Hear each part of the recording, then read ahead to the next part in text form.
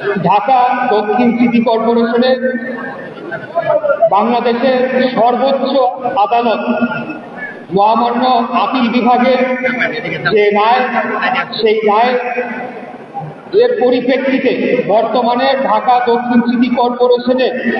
বৈধ নির্বাচিত মেয়র হিসেবে আমাকে ঘোষণা করা হয়েছে। কিন্তু বর্তমান সরকার এখন পর্যন্ত আমার শপথ গ্রহণের বিষয়ে কোনো সিদ্ধান্তে পৌঁছাতে পারে নাই, যার কারণে আমরা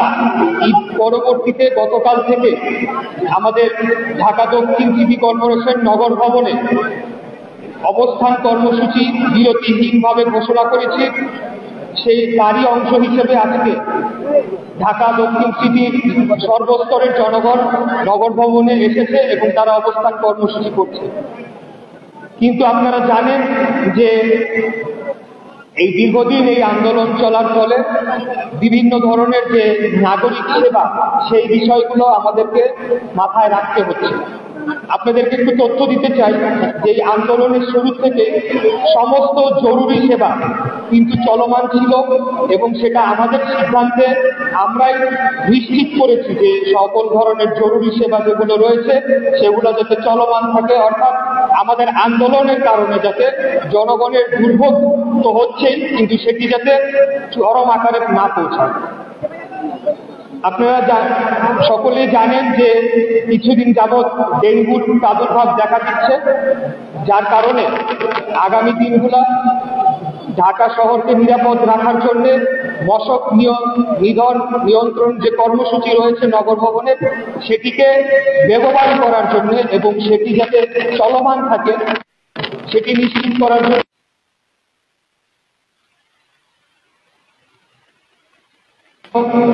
দপ্তরের যারা কর্মচারীরা রয়েছেন তাদের সাথে আমরা বৈঠক করছি। আজকে আমরা 70টির অধিক ওয়ার্ডে কনজারভেন্সি ইন্সপেক্টর অর্থাৎ পরিচ্ছন্ন পরিদর্শক যারা রয়েছেন তারা দীর্ঘদিন যাবৎ আমার সাথে দেখা করতে চাচ্ছিলেন। তো আজকে আমরা তাদের সাথে বসেছি, তাদেরকে আমরা উৎসাহ উদ্দীপনা দিয়েছি এবং তাদেরকে আমরা নিশ্চিত করেছি যে তাদের ভবিষ্যতে তাদের যে বিভিন্ন সমস্যাগুলো আমরা দেখব এবং তাদেরকে আমরা ধন্যবাদ জানিয়েছি এই আন্দোলন চলাকালীন সময় এবং বিশেষ করে কোরবানি ঈদের সময় তারা যে নিরলস পরিশ্রম করে ঢাকা শহরকে পরিষ্কার পরিচ্ছন্ন করেছে এবং মাঠে তারা কাজ করেছে, সেটার জন্য তাদেরকে ধন্যবাদ জানিয়েছি। এর পাশাপাশি তাদেরকে আমাদের পক্ষ থেকে আহ্বান জানিয়েছি যে ডেঙ্গুর নিয়ন্ত্রণ করার জন্য যাতে আমরা নগরীকে পরিষ্কার পরিচ্ছন্ন আরো বেশি রাখতে পারি এবং কোথাও যাতে ডেঙ্গুর প্রজনন স্থল হয়ে না ওঠে সেটা নিশ্চিত করার জন্য যারা মশক নিধনের সাথে যুক্ত রয়েছেন তাদের সাথে পাশাপাশি যাতে তারাও কাজ করে যায় এবং কোথাও যাতে পানি জমে থাকার ফলে এডিস মশার যে প্রজনন সেটি যাতে না ঘটে সেটি নিশ্চিত করার জন্য তাদেরকে আমরা দিক নির্দেশনামূলক বক্তব্য দিয়েছি। আগামীকালকে আমরা 70টির অধিক ওয়ার্ড সচিবের সাথে আমাদের দেখা করার কথা রয়েছে। আমরা গতকালকে বলেছিলাম যে দৈনন্দিন যে সেবাগুলো রয়েছে সেগুলোকে আমরা পুনরায় চালু করতে চাচ্ছি,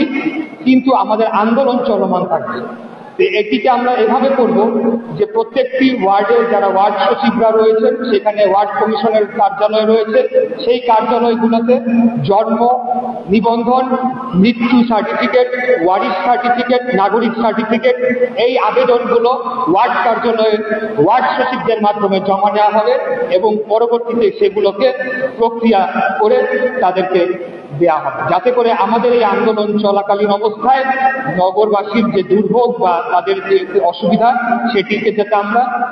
কমিয়ে আনতে পারি, সর্বোচ্চ কম পর্যায়ে রাখতে পারি, সেটি হচ্ছে আমাদের উদ্দেশ্য। আগামী পরশুদিন আমরা এখানে স্বাস্থ্য বিভাগ যে রয়েছে নগর ভবনে, সেই স্বাস্থ্য বিভাগের সকল পর্যায়ের কর্মকর্তা এবং কর্মচারীবৃন্দদের সাথে আমরা বৈঠক করব এবং মশক সুপারভাইজার সহ, যাতে করে এই যে ডেঙ্গুর বিষয়টি আমরা যেটা বারে বারে উত্থাপন করছি আপনাদের সামনে সেটিকে যাতে আমরা কঠোরভাবে নিয়ন্ত্রণ করতে পারি। এর পাশাপাশি আমরা প্রত্যেকটি ওয়ার্ডে মনিটরিং কমিটি গঠন করব এবং এই মনিটরিং কমিটিকে আমাদের মেয়র সেলের যে কন্ট্রোল রুম রয়েছে সেই কন্ট্রোল রুমে সরাসরি 24 ঘন্টা পর্যবেক্ষণ করা হবে এবং মনিটরিং করা হবে, তারা যাতে তাদের দায়িত্বটি সঠিকভাবে পালন করে এবং ডেঙ্গুর বিস্তার রোধে যাতে আমরা কার্যকর ভূমিকা রাখতে পারি। এটি হচ্ছে আজকে আমাদের আজকে পর্যন্ত আমাদের যে কার্যক্রম, সেই বিষয়গুলো আপনাদেরকে অবহিত করার জন্য আজকে এই প্রেস কনফারেন্স আহ্বান করেছি। আমাদের বক্তব্য এখানে শেষ। আর আপনাদের মাধ্যমে আমরা সরকারকে আবারও আহ্বান জানাতে চাই যে তারা যাতে আর জনদুর্ভোগ না বাড়িয়ে আর কালক্ষেপণ না করে, আর একটা মিনিটও যাতে তারা কালক্ষেপণ না করে, দ্রুততম সময় যাতে বাংলাদেশের সর্বোচ্চ আদালত মহামান্য আপিল বিভাগের রায়ের পরিপ্রেক্ষিতে আমাকে যে মেয়র হিসেবে নির্বাচন কমিশন কর্তৃক গ্যাজেট প্রকাশ করা হয়েছে সেটির আলোকে যাতে দ্রুততম সময়ে শপথ গ্রহণের অনুষ্ঠানটি সম্পূর্ণ করতে পারে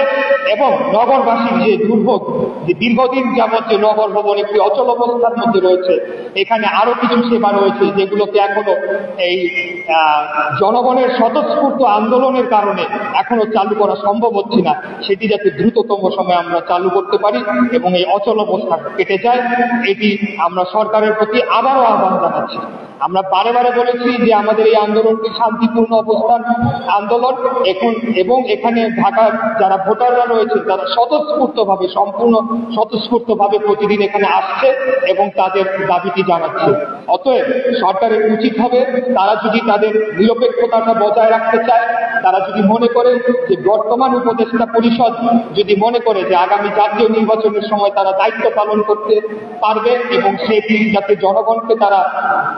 বিশ্বাস করাতে চায়, তাহলে আমি তাদেরকে অনুরোধ জানাবো তারা যাতে দ্রুততম সময় এই শপথ গ্রহণের যে অনুষ্ঠান সেটিকে বাস্তবায়ন করে। আর অন্যথায় কিন্তু এই আন্দোলনটা আমরা চালিয়ে যাব, আমি চালিয়ে যাব বললে ভুল হবে। সর্বস্তরের জনগণ তারা প্রতিদিন আমার সাথে যোগাযোগ করছে এবং তারা স্বতঃস্ফূর্তভাবে এই আন্দোলনে যোগদান করছে এবং এই আন্দোলনটি চলমান থাকবে। এটি হচ্ছে গিয়ে আমাদের সর্বশেষ কথা, এই আমি বলতে চাই।